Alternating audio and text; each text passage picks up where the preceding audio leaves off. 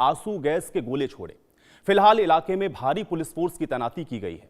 अतिक्रमण हटाने की इस कार्रवाई को करीब रात 2 बजे के साथ शुरू किया गया।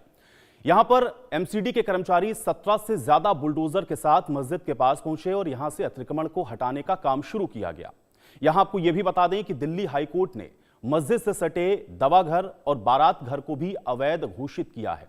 यानी कि जैसे ही अतिक्रमण हटाने की यह कार्रवाई शुरू की गई, वहां पर कुछ उपद्रवी जमा हो गए और उन्होंने पुलिस के ऊपर पथराव करना शुरू कर दिया। इसमें 5 पुलिसकर्मी घायल हुए हैं। अब अवैध कब्जे को लेकर के की गई एमसीडी की इस कार्रवाई में देश के अंदर सियासी पारा हाई हो गया है। इसके साथ कई सवाल भी उठ खड़े हुए हैं। सवाल यहां पर यह है कि दिल्ली हाईकोर्ट के आदेश के पालन करने पर कर्मचारियों पर यह पत्थरबाजी क्यों हो रही है? क्या समुदाय विशेष अपनी जो ताकत है वो दिखाना चाहता है? तो लगातार आप देख रहे हैं कि जब इस तरह की कोई भी कार्रवाई, और स्पेशली आप देखते हैं कि जब भी अतिक्रमण को हटाने की कार्रवाई होती है तो यहां पर इसी तरह से जो विरोध हैं वो देखने को मिलते हैं। लेकिन अब दिल्ली में जो कुछ हुआ है उससे जुड़ी हुई मेरे सहयोगी जावेद की ये रिपोर्ट देखिए।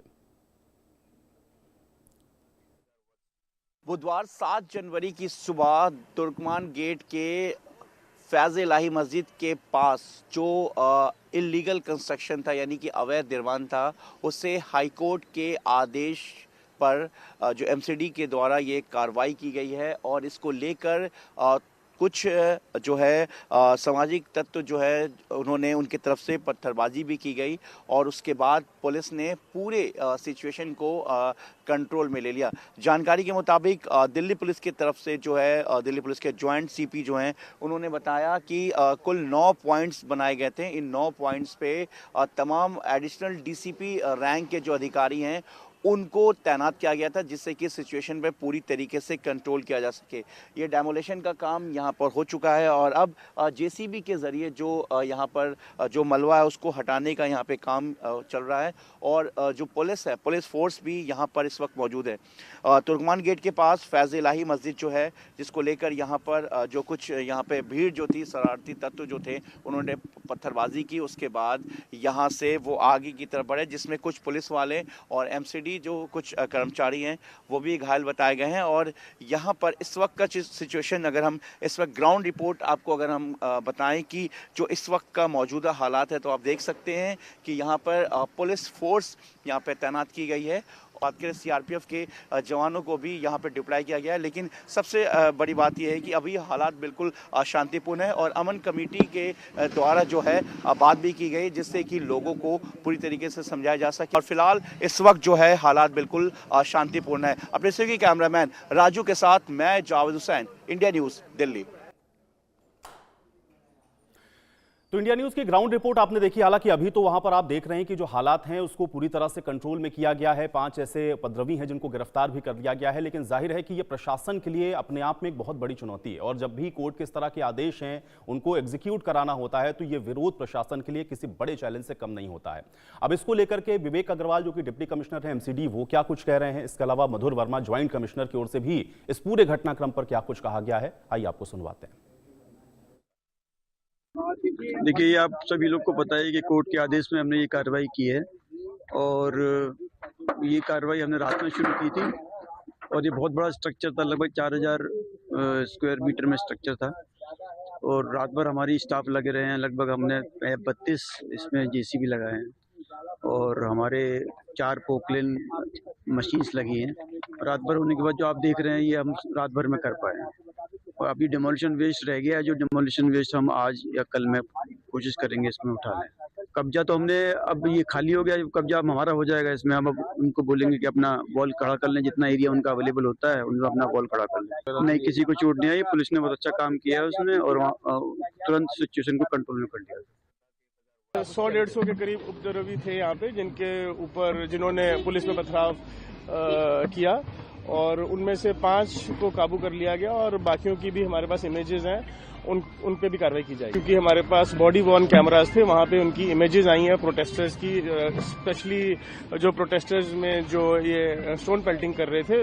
लगभग जो कि इमेजेस में आ रहा है करीब 40-50 के करीब। सर, गिरफ्तारियां कितनी हुई है? 5 गिरफ्तारियां। 5 गिरफ्तारियां हुई हैं। डिटेन और कितने लोगों को किया गया है? उसके अलावा भी करीब 10 से 15 लोग डिटेन किए हैं, 5 गिरफ्तार कर लिए। गिरफ्तारियां आगे तो प्रशासन किस तरह से इस पूरी स्थिति को कंट्रोल करने में लगा हुआ है ये आपने सुन लिया, लेकिन साथ ही साथ जब इस तरह का कोई भी घटनाक्रम होता है तो उस पर आप देखते हैं कि राजनीति भी जमकर होती है। और अब जाहिर है कि इस विषय पर भी राजनीति हो रही है। अब राजनीतिक तौर पर इमरान मसूद जो कि कांग्रेस के सांसद हैं, उन्होंने क्या कुछ कहा और राजा इकबाल सिंह मेयर दिल्ली क्या कुछ कह रहे हैं, इसको भी सुनिए। भाई अतिक्रमण नहीं हटवाना है, मस्जिदें तोड़नी है। मस्जिदें तोड़ेंगे, कितनी मस्जिदें तोड़ोगे भाई? अतिक्रमण के नाम पर आप मस्जिदों को तोड़ोगे, मदरसों के ऊपर बुलडोजर चलाओगे, यही तो देश में चल रहा है। आप इससे नफरत फैलाते हो, आप इससे नफरत फैला करके अपना राजनीतिक एजेंडा चलाते हो, क्योंकि आपके पास, आप में इतना दम तो है नहीं कि बांग्लादेश में हिंदुओं का कत्ल हो रहा है उनको जवाब दे दो। आपके अंदर इतना दम नहीं है, क्योंकि आपका धंधा चलता है, आपके मित्रों का धंधा चलता है। अडानी की बिजली काट दीजिए, बांग्लादेश का इलाज हो जाएगा, लेकिन आप नहीं काटोगे। देखो, ये तो माननीय हाई कोर्ट का आदेश था। म्यूनिसिपल कॉरपोरेशन ने केवल आदेश का पालन किया।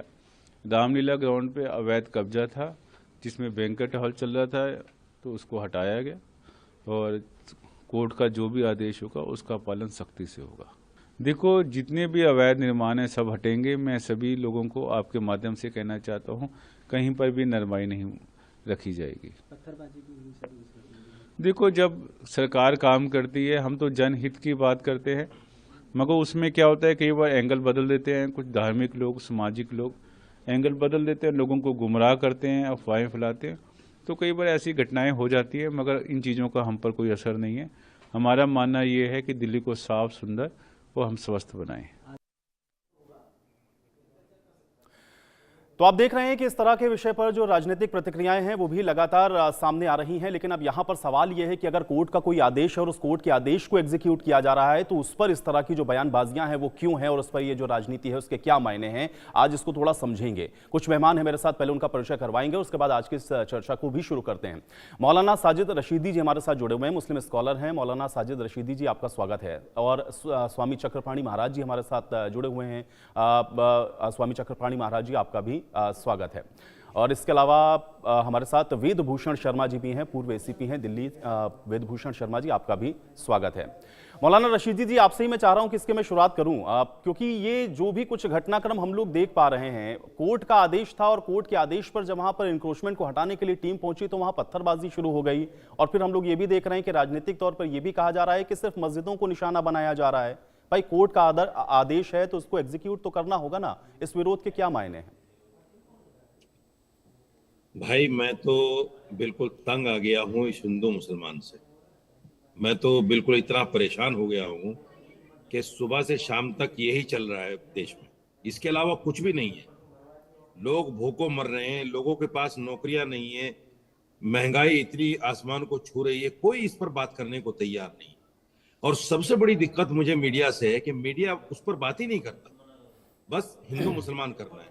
नहीं, तो साजिद रशीदी जी, मुझे एक बात बताइए, कानून का, अगर कानून का इकबाल बुलंद करना है तो जो कोर्ट के आदेश हैं उनका पालन होना चाहिए कि नहीं होना चाहिए? हाँ या ना में बताइए पहले मुझे। किसी देश के अंदर अगर कानून व्यवस्था ही आप नहीं एग्जीक्यूट करा पाएंगे और उसका विरोध करेंगे तो फिर क्या महंगाई और क्या अन्य विषय? कानून तो एक सबसे बड़ा विषय होना चाहिए ना। सुनिए, कोर्ट के आदेश को एग्जीक्यूट कराने गई टीम के ऊपर हमला हो रहा है और आप ये कह रहे हैं कि इस तरह के विषय पर कोई चर्चा नहीं होनी चाहिए। ये सही बात है क्या साजिद रशीदी जी? सुन तो लीजिए, मेरी भी तो सुन लीजिए, मैं पूरी कर लूं अपनी। सुप्रीम कोर्ट का आदेश आया था सबरीमाला में कि गर्भगृह तक औरतों को जाना चाहिए, आज तक नहीं जाने दिया। क्यों नहीं जाने दे रहे हैं? कोर्ट का ऑर्डर सिर्फ मस्जिदों पे चलता है। इसी मस्जिद से 200 मीटर आगे जाके एक मंदिर है, वहां पूरा अतिक्रमण है, एमसीडी नहीं तोड़ रही है। आप भारतीय जनता पार्टी के ऑफिस के सामने एक पार्क है, पार्क के बीचों बीच एक मंदिर बना हुआ है, अतिक्रमण है, कोई हटाने को तैयार नहीं है। यहाँ मौलाना आजाद मेडिकल कॉलेज है दिल्ली गेट पे, उससे पहले तो कानून को अपना काम करना चाहिए कि नहीं करना चाहिए? ठीक है, मैं ये कह रहा हूं कि हो सकता है जो बातें आप कह रहे हैं उन जगहों पर ना हो रहा हो ये, लेकिन अगर कोर्ट का आदेश है, कानून को उसमें अपना काम करना चाहिए कि नहीं करना चाहिए? और उसमें जो लोग हस्तक्षेप कर रहे हैं उनके बारे में कुछ कहेंगे आप कि नहीं?